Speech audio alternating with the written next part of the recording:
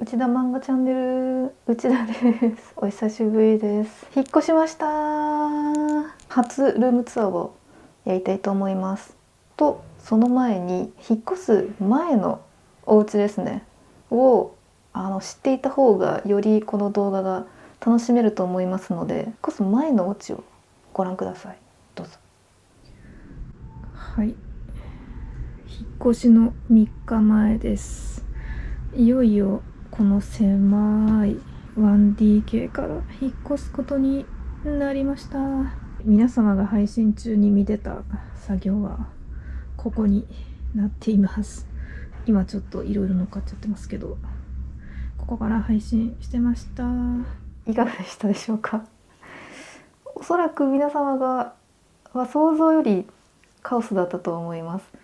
撮影したのが引っ越しの3日前だったのでだいぶカオスでしたが、もうちょっと綺麗でしたよもうちょっと綺麗でしたけど、本当に畳の部屋に自動昇降デスクとか布団とか、あともろもろ画材とか全部アキラ関係とか全部置いてたので、本当に狭くて、椅子をこうちょっと引いただけで敷布団を巻き込んでいくみたいな、日当たりも悪かったです。常にほの暗い部屋でジメジメしたというか、本当に今思うとすごいとこに住んでいたと思います。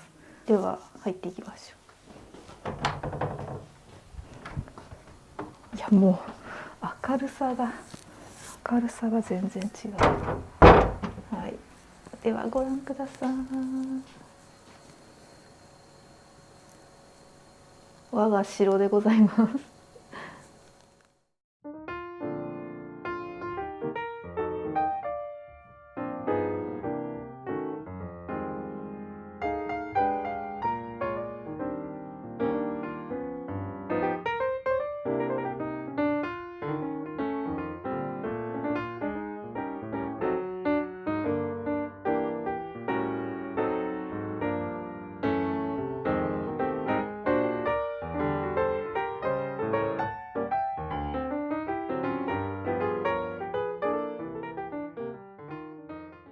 ではまず PC 周り見ていきましょう。メインで使ってるのはこの MacBook です。これをモニターにつないでます。でこのガレリアゲーミングノート PC で4年前ぐらいに買ったんですけど、 OBS とか使った配信メインに使ってます。 Windows の方がやりやすかったので配信用に今使っています。プリンターはもう多分10年ぐらい前に買ったやつだと思います。だいぶ前から使ってます。ここら辺は前の家からそのまま持ってきて、スクリーントーンとかプリンター用紙とかがここに入ってます。白で統一したかったのでやっと似合う部屋に引っ越せました。めっちゃ嬉しいです。岡村のシルフィーヘッドレスト初めつけてなかったんですけど、あった方がいいですね。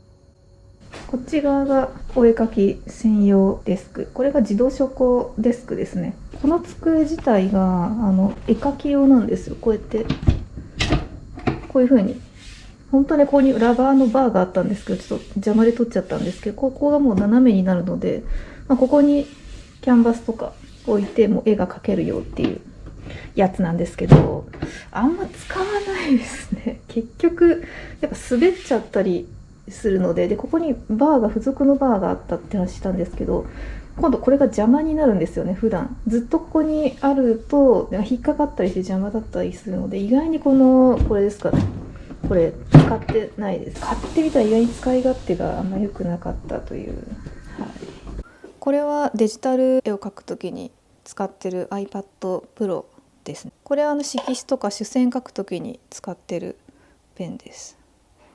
これはすごい使いやすいです。これホルベインさんのアクリリックカラーイリテッセンス、クロマシャインとかキラキラ系ですね。あとゴールド系の色が出てすごい綺麗です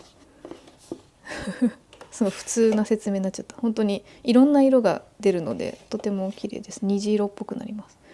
でこれはドイツで買った完全にジャケ買いの、これもキラキラ系の絵の具ですね。水で溶かして使うやつです。これがちょっとうやうやしくなぜか置かれたマスキングテープこの台がスマホスタンドなんですけど、ここの角度がつけられなくて、あと軽さもあって安定しにくかったので、なんかマスキング置き場になりました。これがあれですね、漫画描く時に使ってた丸ペンです。大友先生が丸ペンを使っていたという理由だけでずっと丸ペンです。でこれもドイツのメーカーですね。ドイツのメーカーのまたキラキラ系です。さっきのこれと多分系統は一緒のやつです。でも世界堂で買いました。製図用道具ですね。内田って書いてある。高校の時に学校で使ってたやつです。このカラス口にこれインクつけて、ここが差し替えられるのでネジでコンパスみたいにして線が引けるっていうものです。割と使ってましたね。アナログ原稿とか円を描くときは使ってました。なんだかんだ学生時代より上京してからの方がこれ使いましたね。最近アクリルやりたいなと思ってるので最近買いました。これターナーさんの U35 シリーズですね。ジェルメディウムをこのシリーズでたまたま買ったので揃えたいなと思ってシリーズをこれを買ってみました。割とマットな質感というよりは結構ツヤが出る感じのアクリルでした。で個人的に透明が大好きなので筆はもう透明なやつで揃えてます。ミキシングホワイト、白はなんかターナーさんなんですけど、黒はホルベインさんを使っています。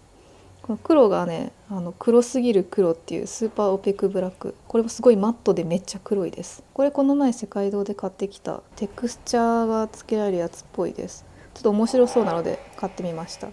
でターナーさんのこっちのシリーズは割とマット系なので個人的にはこっちが好きですね。では撮影機材があって紙類ですね。であとこれも配信中によく使ってる水で溶かして使うものなんですけど、これは Amazon で2600円ぐらいで売ってたので買いました。でも色数が多くて、あと発色も割といいのでなんだかんだ使ってますけど、水彩絵の具みたいに透明感はこれはないです。これこの前買ってきた絵皿、やっぱ透明が好きなので、はい、透明シリーズでこれキャンドゥで100円でした。めっちゃいいですよね。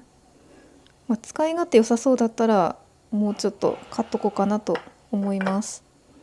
あとキャンバスとか水差しですかね。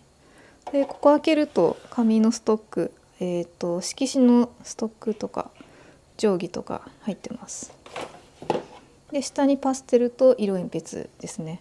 画材はだいたいこんな感じになってます。で引っ越した大きな理由がこの壁が欲しくて、このために引っ越しました。ここは死守しないといけないと思って、ここはもう何も置かないですね。完全に絵を描く場所として確保しています。こういう風にね、これも動画リールそのうち上がるんですけど、これも家で撮影できたので、もうこれがやりたかったんです。もうこのために引っ越しましたはい、ということで、ここのルームツアー最大の、私的には最大の見せ場というか、ここですね。もうここがメイン会場となっております。やっとここまで来ました。この家でたくさん大きな絵を描いて、来年個展をまたやりたいなと思っております。はい、ちょっと工事の音がすいません、うるさくて。で本当にめっちゃこの家大好きなので、少しでも長く住めるように頑張りますはい、ということで簡単ですがルームツアーというかリビングツアーでございました。本当に引っ越してよかったです。上京してからずっと部屋に住んでて、初めての引っ越しだったんですがめっちゃ大変だったので、引っ越しの時にやっといてよかったこととか、物件この実際家に住んでの感想とか、内見時に失敗したっていうのがちょっとあったので、そういう話をせっかくなので動画撮りたいと思います。はい、では次の動画でお会いしましょう。バイバイ。